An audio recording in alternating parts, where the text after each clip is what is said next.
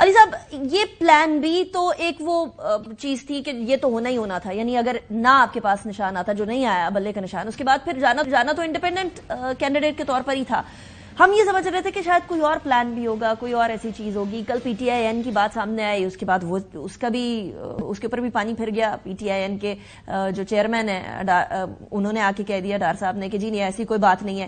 سو اب جو چیلنجز پاکستان تحریک انصاف فیس کر رہی ہے کہ ہر کینڈیڈیٹ کا الگ انتخابی نشان ہے، ہر حلقے کے اندر ایک نئے طور پر الیکشن کیمپین کرنی پڑے گی کہ یہ شخص جو ہے یہ پی ٹی آئی کا بیکڈ ہے اور اس کا نشان یہ ہے، یہ کتنا چیلنجنگ ہوگا؟ بہت شکریہ. بسم اللہ الرحمن الرحیم. اللہم صلی وسلم مبارک علی سیدنا محمد وعلی آل محمد. Quite challenging. میں سمجھتا ہوں کہ بہت بڑا وار ہوا ہے. پاکستان تحریک انصاف پہ تو ہے ہی ہے، پاکستان کی جمہوریت پہ وار ہوا ہے، اور الیکشن سے پہلے الیکشن کی لیجیٹمیسی وہ لے لی گئی ہے. اس الیکشن کی ساکھ اب نہیں رہی، لیکن ہم الیکشن سے نہ بوائیکاٹ کریں گے نہ پیچھے ہٹیں گے. اپنا مقابلہ ہم سیاسی کریں گے. آپ کھلاڑی سے مقابلہ کر سکتے ہیں، لیکن جب سسٹم ہی خلاف ہو، جب ایک نظام آپ کے خلاف چل پڑے، جیسے ہمارا مقابلہ ہمارے محترم الیکشن کمیشن سے نہیں ہے، ہماری ان سے کوئی مخاصمت نہیں ہے. ہمارا مقابلہ تو اس ملک میں بڑھتی جہالت، بے روزگاری، لا قانونیت، اس ملک میں اشرافیہ کے نظام، میرٹوکریسی کی خلاف ورزی، اس ملک میں ایک ایلیٹ کیپچر کے خلاف، رول آف لا کے نہ ہونے، یہ ساری چیزیں، ان چیزوں کے خلاف ہمارا ایک جہاد ہے، ایک مشن ہے، ایک کوشش ہے. تو Pakistan Tehreek Insaf is not a political party, it's a mission. یہ ایک اسٹرگل ہے، یہ ایک تحریک ہے. تو اس میں اگر آپ نے یہ جتنا ہمارے پاس لاکھوں کروڑوں نوجوان ہیں، آپ کیا سمجھتے ہیں یہ سارے عمران خان نے ان کو تنخواہ لگائی ہوئی، یا ہم لوگوں نے اپنے پروفیشنل کیریئر جو چھوڑے کس لیے چھوڑے؟ ہم پاکستان کے لیے چھوڑے.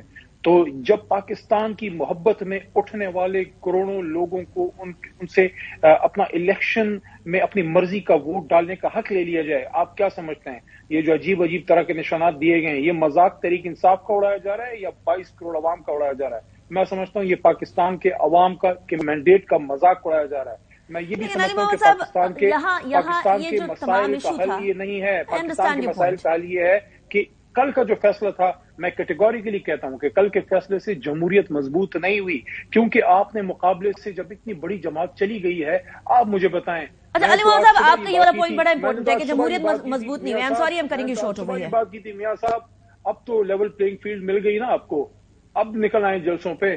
چلے جلسوں میں نکلنے والی بات میں پی ایم ایل این سے پوچھوں گی، لیکن علی محمد صاحب یہاں مسئلہ یہ ہے کہ کل ایک قانونی پیرائی کے اندر بات ہو رہی تھی. وہاں الیکشن کمیشن آف پاکستان کی بدنیتی کے حوالے سے پی ٹی آئی نے پہلے بات کی تھی، اس کے بعد وہ بدنیتی والا کلیم واپس لے لیا.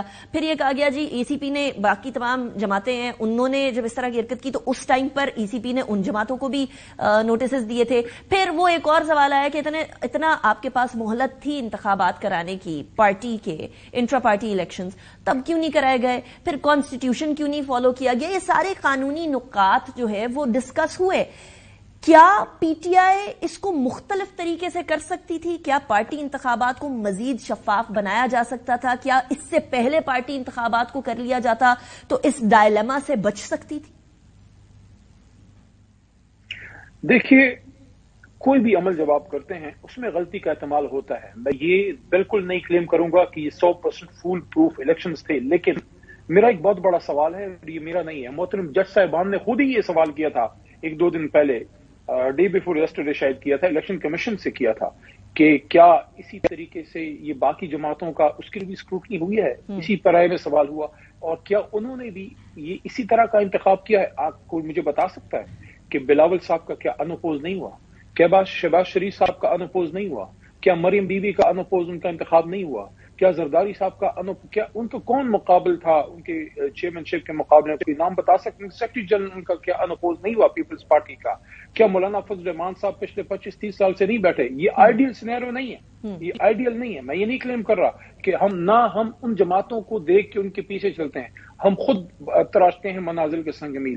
ہم وہ نہیں ہیں جن کو زمانہ بنا گیا. ہم نے آج سے 10 سال پہلے پورے پاکستان میں اوپن الیکشن کر کے دیا تھا، لیکن ایسے حالات میں جب ہمارے کارکن جو ہیں وہ غائب ہو رہے ہیں، جب ہمارے لوگ جو ہے وہ مشکل حالات میں ہیں، جب ہمارے لوگ مشکل سے اپنے نامینیشن پیپر جمع کر رہے ہیں، جب ہمارے لوگوں پہ غلط پرچے کٹ رہے ہیں، جب ہمارے لوگ جو ہیں وہ عدالتوں کے سامنے سے اور آر اوز کے آفس کے سامنے سے ان کے ساتھ مشکلات ہیں ان کو اٹھائے جائیں، ایسے حالات میں جب ہمارے لوگوں کو سیاست کرنی مشکل ہو رہی ہے، ان حالات میں میں سمجھتا ہوں بہت بڑی ایفرٹ ہمارے لائرز نے کی ہے اور انہوں نے الیکشن کیا. حالانکہ ہم ایک جون میں پچھلے سال کرا چکے تھے, لیکن جب الیکشن کمیشن نے کہا کہ 20 دن میں کریں, ہم نے 10 دن میں کر کے دکھا دیا. لیکن میرا سوال پھر وہی ہے کہ جس طرح میگنیفائنگ گلاس سے تحریک انصاف کو جانچا گیا ہے, کیا اسی پیمانے پہ, اسی کسوٹی پہ مسلم لیگ نون یا پیپلز پارٹی پرکھی گئی ہے؟ اور اگر نہیں پرکھی گئی تو پھر سنگل آؤٹ کیوں کیا گیا ہے؟ آپ جن جماعتوں کی بات کر رہے ہیں محمد خان صاحب, وہ ساری وہ جماعتیں ہیں جن کے اوپر آپ آلریڈی الزامات لگا چکے ہیں کہ یہ تو جمہوریت کی کسی طریقے سے علمبردار بن ہی نہیں سکتی ہیں. یہ وہ جماعتیں ہیں